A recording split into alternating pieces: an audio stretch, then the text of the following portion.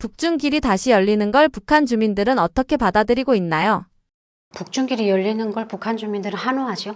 최근에 3월 중순경에 북한에서 개인의 운전을 승인을 하고 개인이 차를 수용을 할 수 있게 만들면서 작년에 올해 3월 중순부터 중국을 통해서 이제 중고 배터리들을 대량 유입을 했어요.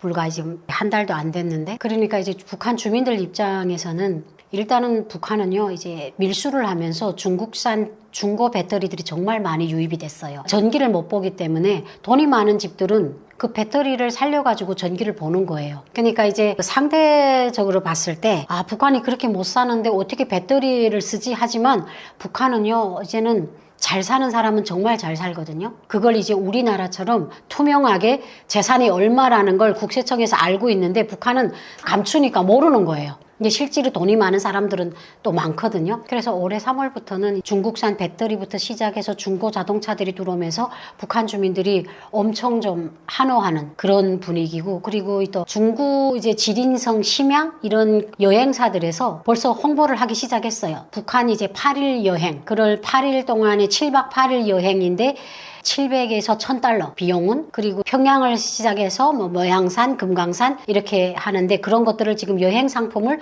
중국 내부에서 지금 광고를 하기 시작했고, 근데 여기서 되게 재밌는 게 북한 당국이 옷차림에 대해서 지적을 했어요. 북한에 방문하러 올 때는 머리, 그리고 짧은 치마, 그리고 찢어진 청바지는 삼가해달라. 왜냐면 이제 북한에서 이제 노랑머리나 조금 하얀 머리, 이런 조금 빨간 머리, 이런 머리들은 북한 사람들이 봤을 땐 좀 거부감이 있고, 어떻게 보면 저게 자본주의구나 하고 또 청년들의 의식이 변할 수 있는 기회를 주기 때문에 북한 입장에서는 중국 여행객을 받아서 돈을 버는 것도 좋은데 이 사람들 때문에 또 괜히 청년들한테 심리적인 온갖 자본주의에 대한 한상을 심어 놓을 수 있기 때문에 그 옷차림에 대해서 좀 주의해 달라고 중국 여행사에다가 공식 신청을 한 거예요. 그래서 북한 주민들은 어떻게 보면 북한에 비하면 중국이 엄청 잘 사는 나라잖아요. 잘 사는 집에서 놀러 오겠다는데 손해볼 일이 없잖아요. 그러니까 북한 주민들 입장에서는 환호하는 그런 분위기죠. 주민들은 이번 변화를 생활이 나아질 신호로 받아들이고 있나요? 일단 중국 사람들이 오고 왔다 갔다 하게 되면 이제 뭐 그 사람들이 올 때 빈몸에 오는 분들이 없거든요. 중국 여행객들이 들어오기 시작하면 옛날처럼 개인들 간에, 옛날에는 그걸 사사여행이라고 했어요. 옛날에는 중국에 있는 친척이 북한으로 오고 북한 친척이 중국에 갔어요. 근데 그게 이제 코로나 전에도 조금 뜸해지다가 코로나 때문에 완전히 막혔다가 최근에는 또 이렇게 중국 여행사들에서 중국 여행객들이 북한에 오면 나아질 수 있는 기미가 보이는 거예요. 그러면 이제 북한의 친척들도 중국에 갈 수 있는 거예요. 그러니까 지금까지는 확정이 되진 않았지만 물꼬가 지금 트기가 시작하는 거예요. 근데 보통 보게 되면요, 중국에 있는 친척들이 북한에 나올 때는요, 자동차들을 가져와요, 물건을. 그 사람들도요, 중국에서 그 싸구려 물건을 북한에다가 가지고 와야 장사가 되는 거예요. 그러니까 중국의 입장에서도 이득이고 북한 주민들 입장에서는 지금 북한에는 시장에 물건이 없어서 못 팔아요. 그렇기 때문에 중국 물건을 중국 물건이 진짜 질기지 않다, 질이 낮다 이렇게 얘기하면서도 없기 때문에 못 사는 거예요. 그러면 이제 양쪽 입장에 봤을 때는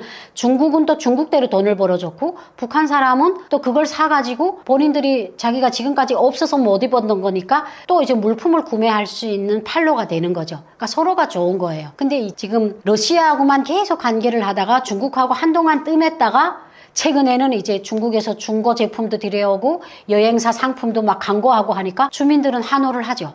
그래도 왜냐면 러시아에 대해서 인식은 좋지만 지리적으로 봤을 때 북한하고 좀 떨어져 있고 중국하고 코앞에 있기 때문에 그래도 빨리 이렇게 무역이나 수출이나 수입이나 빨리빨리 할 수 있는 나라는 중국이 제일 유리한 위치에 있기 때문에 주민들 입장에서는 환호할 수밖에 없죠. 외부의 개입이 아니면 자생이 어려운 상황이라 그런 걸까요? 주민들의 자생은 가능하죠. 그러니까 이게 그런 거예요. 한국 기준으로 생각하면 안 돼요. 우리는 이게 한국은 치약이 없으면 양치를 어떻게 해? 북한 주민들은 소금으로 해요. 그리고 이제 항상 가난 속에 살던 사람은요, 앞으로 또 이런 가난이 올 수 있다는 위구심이 있어요. 그렇기 때문에 북한 주민들 전체도 고난의 행군을 30년을 겪었기 때문에 늘 이보다 더하는 상황이 올 수 있다는 예비적인 마음이 머릿속에 있어요. 그래서 그 식량 같은 것도 시장에서 이렇게 비싸잖아요. 안 사요. 그러면 굶어 죽지 않아요? 아닌 거예요. 꼭 쌀만 사서 먹는 게 아니에요. 잡곡을 사가지고, 잡곡은 또 잎쌀보다 싸거든요. 그리고 또 이제 본인들이 이제 도시 사람들도 농촌에 나가서 개인 농사를 지어서 1년 먹을 쌀을 확보해 놓은 사람들이 많아요. 그렇기 때문에 내가 옥수수 밥을 먹어도 연명은 할 수가 있는 거예요. 그리고 치약이 없으면 소금으로 닦고. 그리고 북한도 이제는 내부에서 신의주 화장품 공장을 비롯해서 자체적으로 치약이나 이런 것들을 생산해요. 근데 질은 떨어지죠. 그러니까 우리가 예전에요. 제가 북한 치약을 하면 입 안이 확 깼어요. 그러니까 그만큼 이제 원재료를 너무 진하게 넣는 거예요. 그러다가 중국 치약을 쓰는데 제가 먹는 건 줄 알았어요. 달달하고 향내가 나는 거예요. 근데 이제 북한 사람들이 이제는 그 중국산 치약에 길들여졌는데 북한 치약을 다시 쓰면 거품도 잘 안 나요. 그리고 이제 냄새도 조금 심하고. 근데 이제 없으면 또 국산 치약을 쓰는 거예요. 그렇기 때문에 사실은 한국의 경제는 그거예요. 이제 휘발유가 안 들어오게 되면 휘발유 값이 오늘 내일로 막 200원 막 오르고 그러잖아요. 근데 사실 북한은요, 쌀이 이제 국가적인 무역이 중단된 지도 이제는 6, 7년이 됐는데도 그 안에 사람들은 살아가잖아요. 그러니까 이제 농촌들에서는 또 쌀을 자기네가 저장해 놓은 사람들이 있어요. 그 사람들한테 가서 옷을 가지고 또 쌀을 바꿔다 먹기도 하고 다 사는 방식이 있어요. 자기만의. 또 시골에 가서 물건하고 쌀을 바꿔 오기도 하고, 그리고 또 시골에 가서 나무를 가져다가 팔아가지고 그걸로 또 쌀을 사고. 그러니까 그 안에서 주민들은 자기네가 살아갈 수 있는 길들이 다 있는 거예요. 그렇기 때문에 수입을 못하고 수출을 못해도 어느 정도 조금 고난을 겪지만 굶어 죽을 정도는 아니라는 거죠. 그러니까 이제 한국처럼 이제 사재기 같은 거는 그렇게 심하게 일어나지 않는다. 우리는 뭐 생수가 없으면 생수를 막 다 사잖아요, 사람들이. 그럼 사재기가 들어가잖아요. 북한은 그렇지 않아요. 네, 그렇기 때문에 한국의 경제나 북한의 경제를 봤을 때 한국 경제는 다 이렇게 지표로 보이잖아요. 그리고 누구나 찾아볼 수 있고, 북한은요, 북한 경제는 북한 사람들이 집안에 있어요. 누구도 알 수가 없는 거예요. 그래서 우리도 그래요.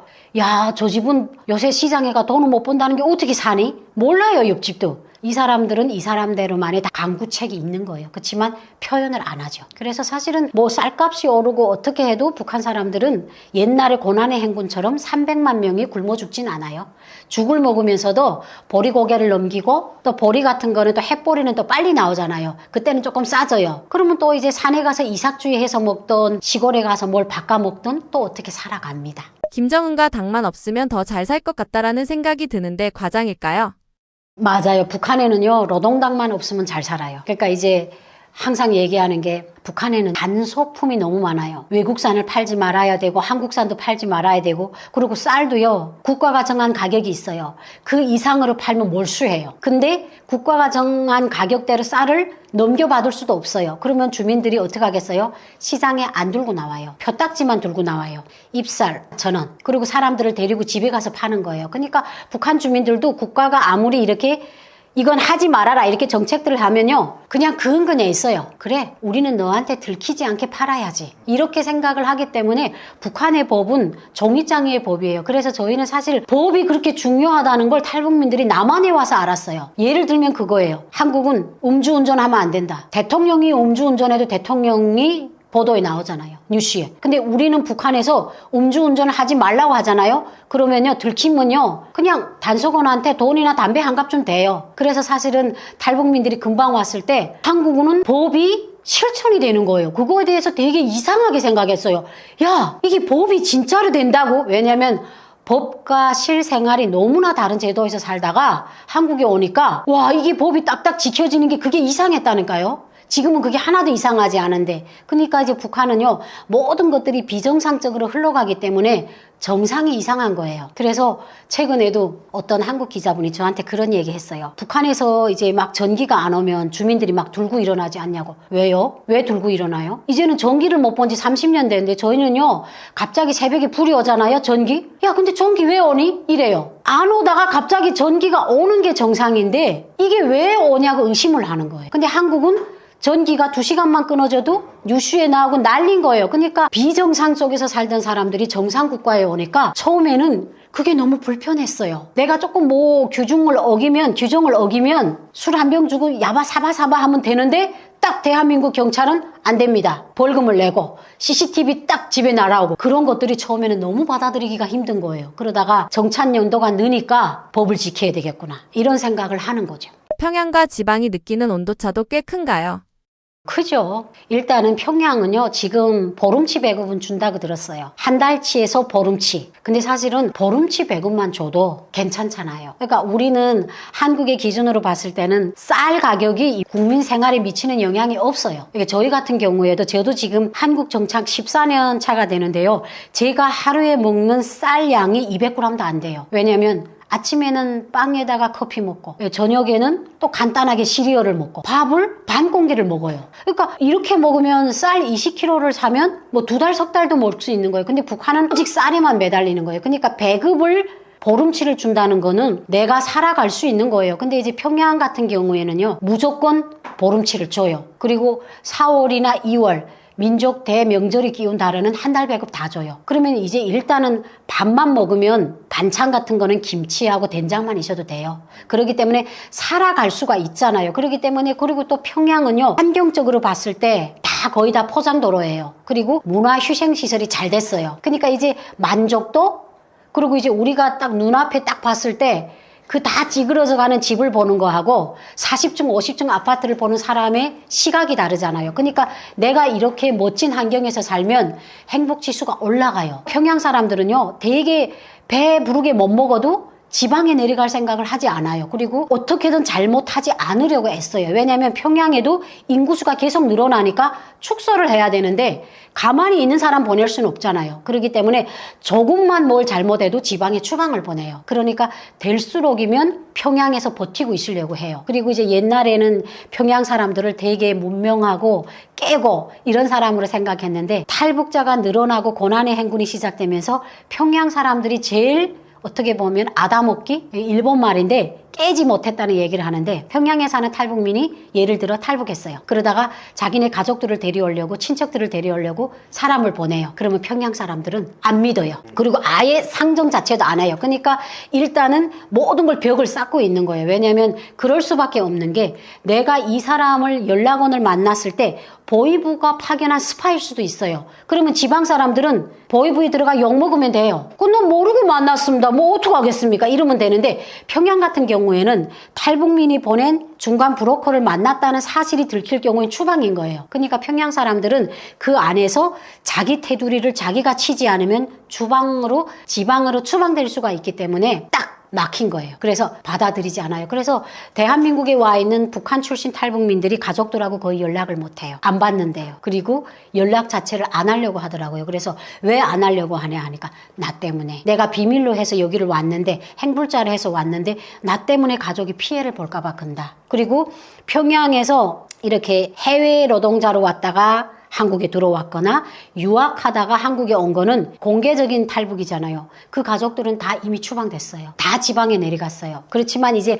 몰래 중국으로 왔다가 언론에 나오지 않고 가만히 숨어 사는 사람들은, 가족들은 아직 북한에 있어요. 그래서 이제 평양 사람, 그분들은 자기네가 온 것 자체를 이렇게 저처럼 지방에 있는 사람들처럼 공개를 안 해요. 왜냐면 평양에가 한번 산다는 게 너무 힘들거든요. 그리고 예전에는요, 평양시 안전부에다가 돈을 고이면 태거를 붙였어요. 근데 지금은 평양시 안전부가 안 해요. 그 지휘권을 잃었어요. 다른 데가 해요. 그렇기 때문에 이제는 불법으로 평양에 태거를 붙이기가 힘들고, 평양에 어떤 사람들이 태거를 붙이냐, 도당에 있다가 주황당에 소환이 됐을 때 가족이 붙이고, 군관들은 평양에 태거를 붙일 수가 있어요. 그 외에는 어지간하지 않으면 평양에 태거를 붙이기가 힘들기 때문에 평양에 사는 사람들의 생각과 지방 사람들의 생각이 다를 수밖에 없죠. 온도차도 다르고. 그리고 저는 정말 이건 아이러니한 일인데, 제가 탈북해서 남한에 와서 평양 사람을 더 많이 봤어요. 지방에서 평양 사람 보기 힘들어요. 왜냐면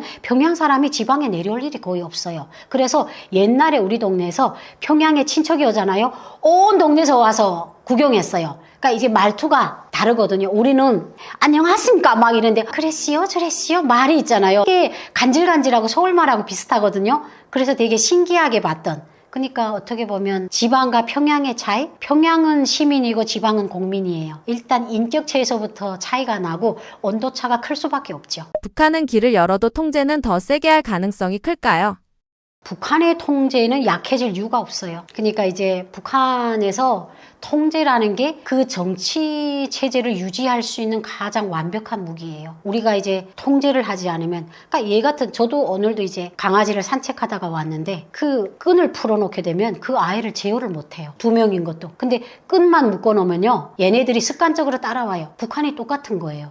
사람들을 억제이지 않고 조직 안에다가 넣지 않으면 이 사람들을 2,500만 명이 되는 사람들을 통제를 할 수가 없는 거예요. 그렇기 때문에 북한은요, 초등학교 2학년 때부터 통제 속에 들어가요. 조선소년단에 입단하면서부터 8살, 9살 때부터 죽을 때까지. 그러니까 이제 북한을 유지할 수 있는 그 통제 방식, 그리고 이제 조직에 내가 가입이 됐기 때문에 나의 일거투족은 나라가 다 알아요. 그렇기 때문에 통제하기가 너무 쉬운 거예요. 근데 이게 무너져 보세요. 모르잖아요. 그렇기 때문에 북한에서는 앞으로도 김정은 정권이 들어와서는 이 통제를 더 강화하면 했지, 이 통제를 느슨하게 한다 이러면 약간 자본주의로 가는 길이에요. 선택할 이유가 없는 거예요. 그러니까 앞으로도 통제는 계속되지만 그러면 사람들이 그 안에서 죽지 않을까 이런 생각을 하는데, 통제 속에서 습관된 사람들은 그 통제 안에서도 내가 자유롭게 놀 수 있는 무언가를 생각해내요. 그러니까 예를 들면 그거예요. 사로청 결산 회의가 3시부터다. 자, 다 오라. 그럼 가요. 가서 자기 얼굴 보이고 쓱 빠져요. 어떻게든 그 안에서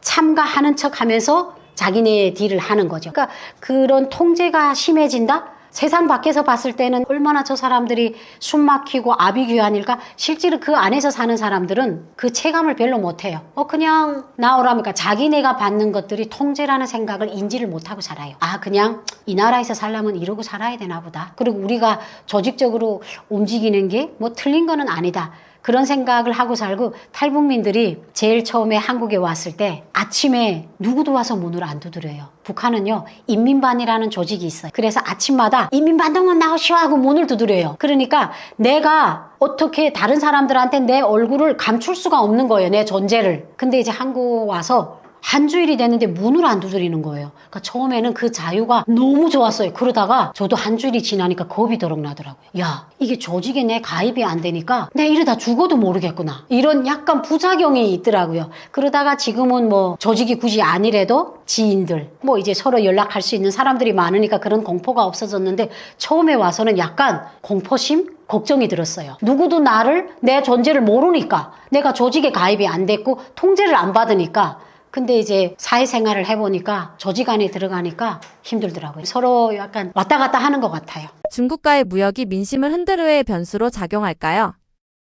그러니까 일단은 그 주제를 따라가면 중국하고의 무역이잖아요. 그 변화잖아요. 일단은 변화가 민심까지 흔들 변수? 어느 정도는 작용을 하겠죠. 왜냐면 북한이 이제 내적으로는 중국을 자꾸 욕하거든요. 기회주의자고. 그리고 항상 보면 북한에 작은 걸 주고 큰 걸 빼들어가는 그런 나라들이고, 최근에 들어와서 러시아나 중국이 북한하고 이제 강물 협정을 맺어가지고 강석들을 이제 대대적으로 내간대요. 그러니까 북한 주민들 입장에서는 또 그런 거죠. 또 나라의 숱한 자원을 헐값에 가져가겠구나 이런 생각까지는 하는데, 그렇다고 우리가 아무것도 가진 게 없는데 그럼 우리가 앉아 굶어 죽겠냐? 할 수 없지. 없는 놈이 울며 겨자 먹기를 해야지, 이런 생각이 있으니까 약간 당과 수령에 대한 신뢰가 좀 깨지죠. 왜냐면 국가가, 나라가 제 역할을 했으면 우리가 이렇게 중국에 그 좋지도 않은 물건이나 상품을 가져가지고 우리가 비싼 강물을 줘야 되겠냐? 이런 약간 국가에 대한 불신으로 이어질 수 있죠. 국가가 재구시를 못해서 이런 거잖아요. 그리고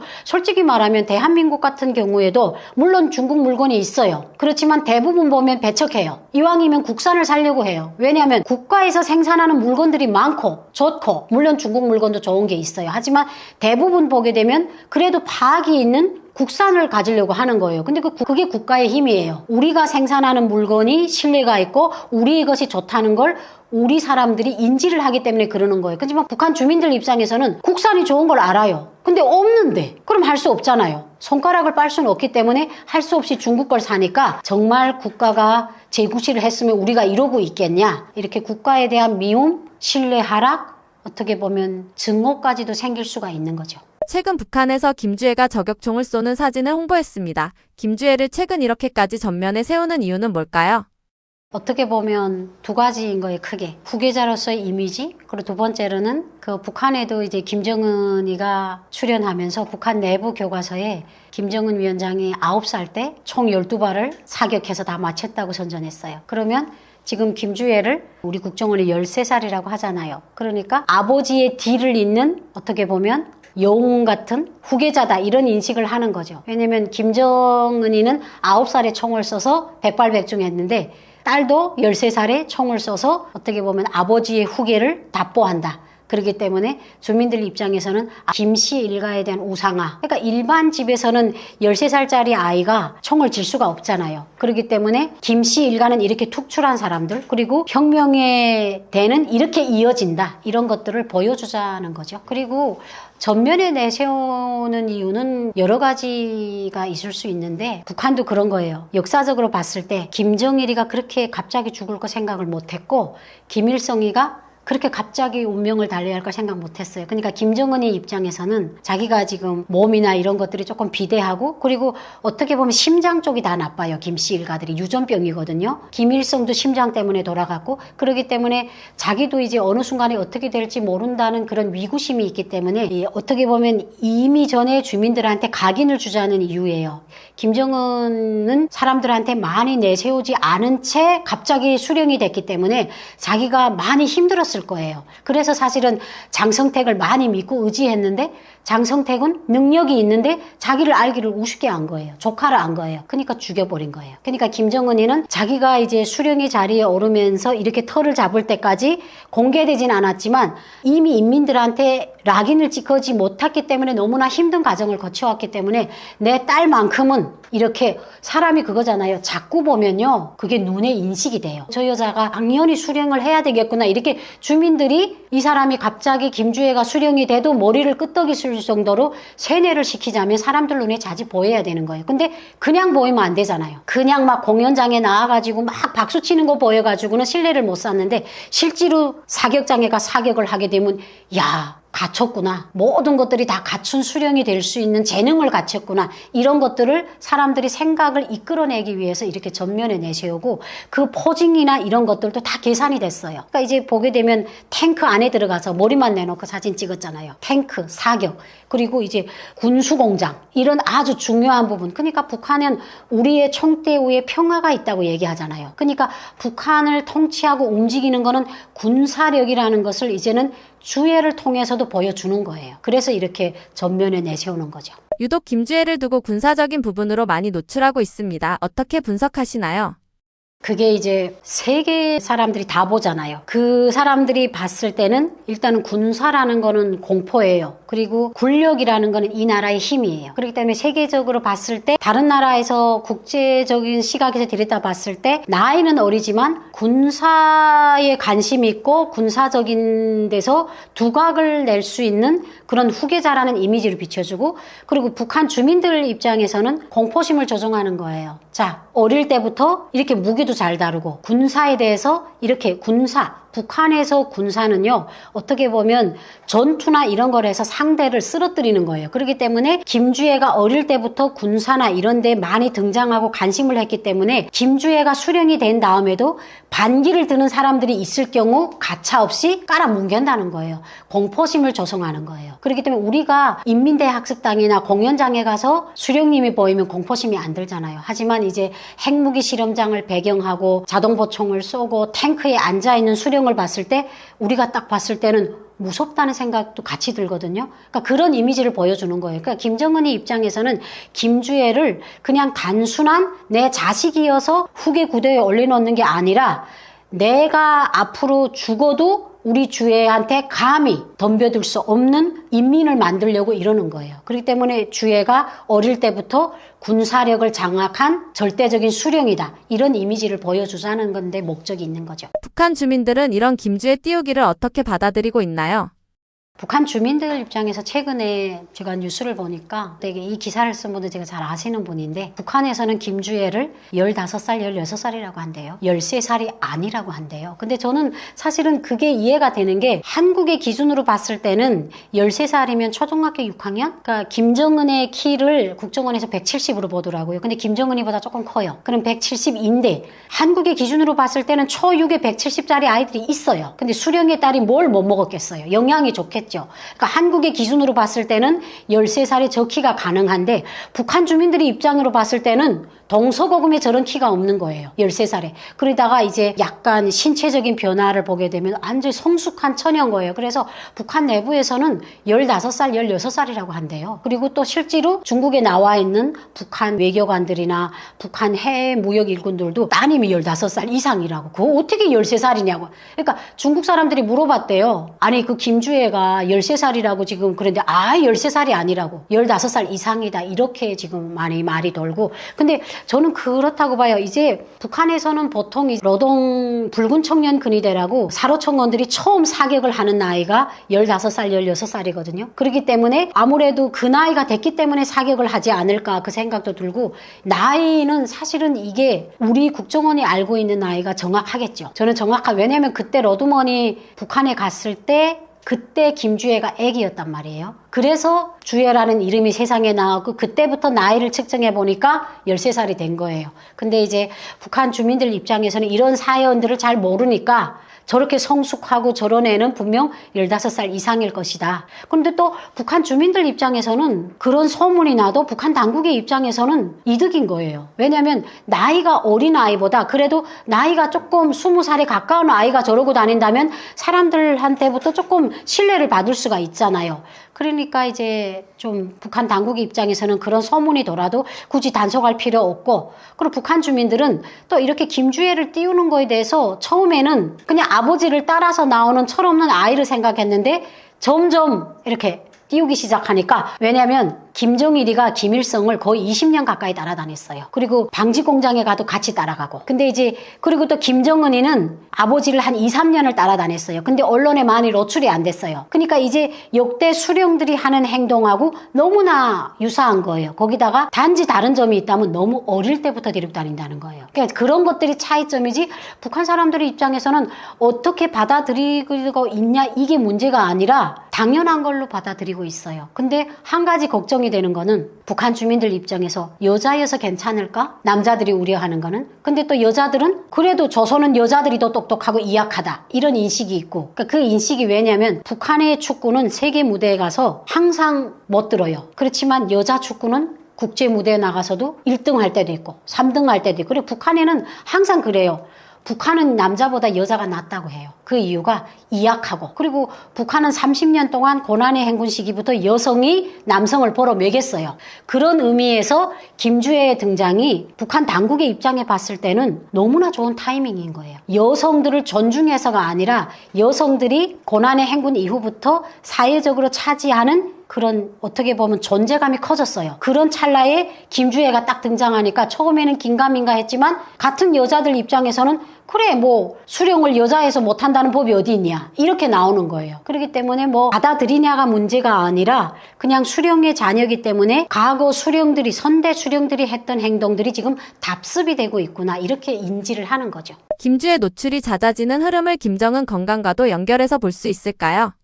그렇죠. 김정은의 건강은 빼놓을 수 없죠. 근데 저희도 이제 화면상 봤을 때 실제로 이제 219 참사님도 바로 곁에서 봤는데 숨소리가 몇 미터 밖에 앉아있는 사람들한테 들리더래요. 근데 저는 그걸 이해하는 게 저도 몸무게가 2, 3kg만 쪄도 숨이 차요. 근데 김정은의 몸을 봤을 때 너무 힘든 거예요. 막 이렇게 씩씩거리잖아요. 근데 이제 그런 것들이 그 사람이라고 해서 왜 자기 몸 건강을 생각 안 하겠어요. 근데 그게 어떻게 보면 선천적인 이게 부모들부터 내려오는 유전적인 병일 수도 있는 거예요. 그러니까 본인이 그런 거에 대해서 우려를 할 수밖에 없는 거예요. 그런 건강 이런 것도 연계되고, 그리고 좀 더 이제 자기의 처지가 자기의 경험을 봐서는 자기보다는 좀 더 일찍이 주민들한테 얼굴 도장을 찍으려는 이제 김정은의 의도도 있고, 그리고 또 이렇게 같이 다니면서 어떻게 보면 김정은 주위에 있는 충신들이 있잖아요. 근데 이제 김정일 시대의 사람들이 이제 거의 다 교체되고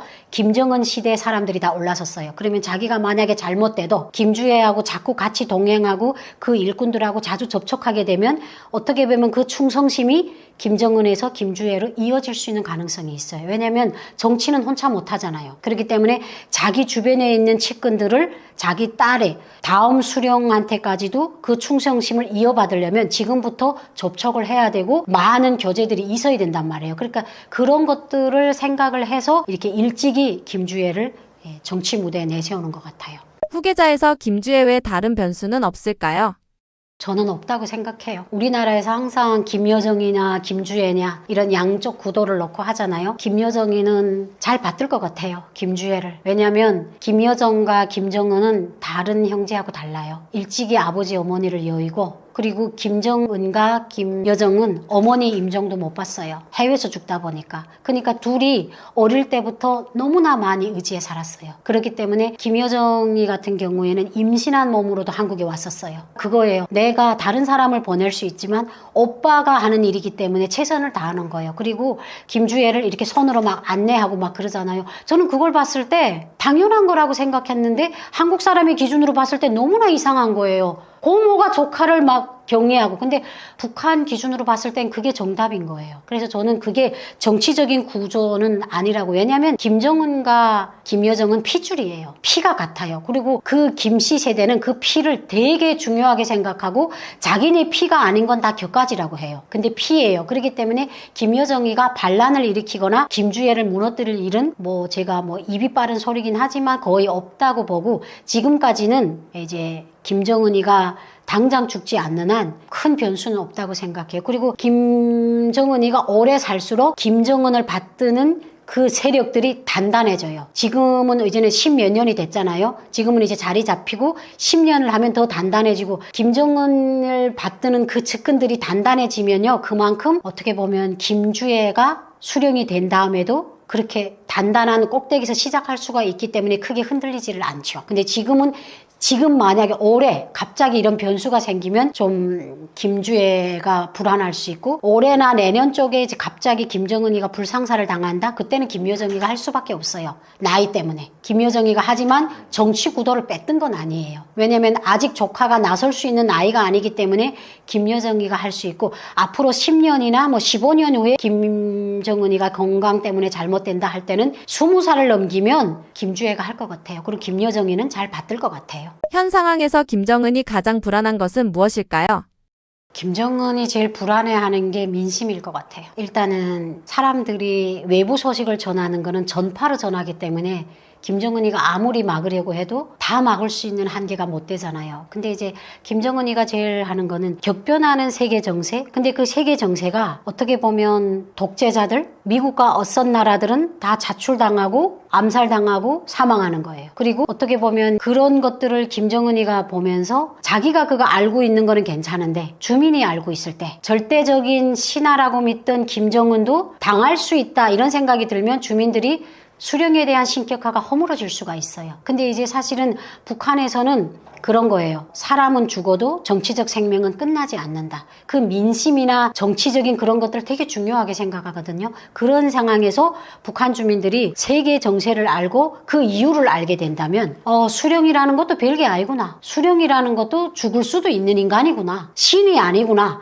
이런 생각을 할 수 있기 때문에 김정은이가 이런 부분을 제일 꺼려하고 조금 어떻게 보면 무서워하고 그러기 때문에 이제 대북 라디오나 대북 방송, 한국 TV 이런 거를 어떻게 보면 법으로 정하고 총살하고 그러는 거예요. 왜냐면 아니 그냥 라디오를 듣고 한국 라디오를 듣고 텔레비를 한국 TV를 봤다고 총살하는 나라가 어디 있어요. 하지만 북한은 왜 그렇게 수위를 높이냐? 그만큼 그런 사람들이 외부 문물을 통해서 오는 정신적인 변화가 북한 사회를 바꾸기 때문이에요. 그리고 수령에 대한 신격화나 신뢰를 허물어뜨리는 작용을 하기 때문에 북한 당국의 입장, 김정은 입장에서는 이게 물리적인 타격보다 더 강한 거예요. 그래서 가장 많이 떨려하고 주저하는 부분이 이 부분이죠. 네, 안녕하세요. 자주 뵙게 돼서 너무 반가운데요. 저는 남한정착 14년 차 박주희 기자입니다. 지금은 KBS를 비롯해서 라디오 진행을 14년째를 하고 있고요. 탈북민들을 취재하는 통일부 남북하나재단에서 취재기자로도 일하고 있습니다. 제가 이제 참여를 한 지도 몇 년 정도가 되는데요. 북한 정세뿐 아니라 다양한 소식들을 정말 사실적으로 구체적으로 참 쓸모있게 전하는 채널인 것 같습니다. 구독과 좋아요 주변에 많이 홍보 부탁드립니다.